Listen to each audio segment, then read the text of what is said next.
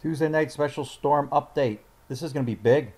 It's actually going way past my expectations. This is going to be a historical March blizzard for many spots that will go down in the history books. I'm just amazed on how this has trended, and it's March 20th. It's the first day of spring, and we're looking at a storm that could rival some of the great ones in the past for March in terms of snowfall outputs.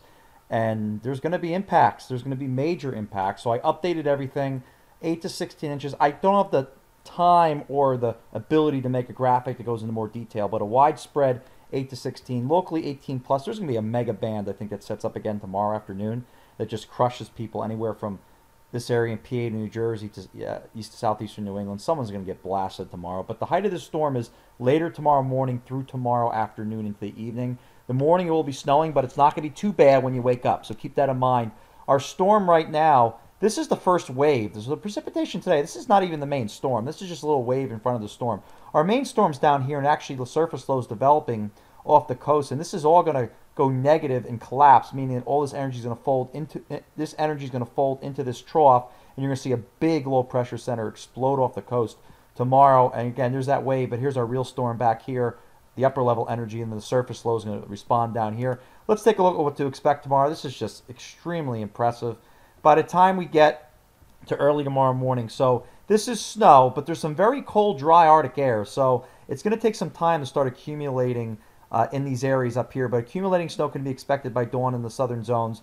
By the time we get to around noon, these heavy bands are going to start developing and coming in from the ocean. And this is where things are going to ridiculously get intense with this storm. You can see by the time we get to 3 o'clock in the afternoon, it's going to be snowing 1 to 3 inches an hour in many areas. And look what this model's trying to do.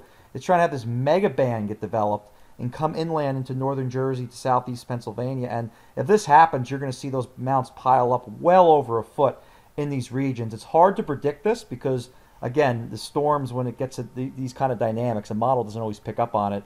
But this just shows what can happen here. I do caution if you live along the coastal areas here of New Jersey, even in the coastal areas of eastern Massachusetts, your totals are going to be cut down. I do think some warm air does work in. But to the interior and even just off the coast, there's an impressive amount of cold air that this storm is driving down. I mean, this is an air mass that you would see in February, not late March. And I think that's what made me most impressed today.